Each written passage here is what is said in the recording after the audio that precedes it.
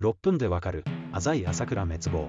5、吉景自陣を知った信長は近江の国に引き返し、26日に虎御前山に到着しました。この時織田軍は3万、浅井軍は5000です。数で勝る織田軍ですが、小谷城は日本五大や真城に数えられる難攻不落の山城です。力攻めは困難です。そこで織田軍は、本丸にいる長政と小丸にいる浅井久政を遮断することにしました。27日、木下秀吉は本丸と小丸の間にある京極丸を攻略します。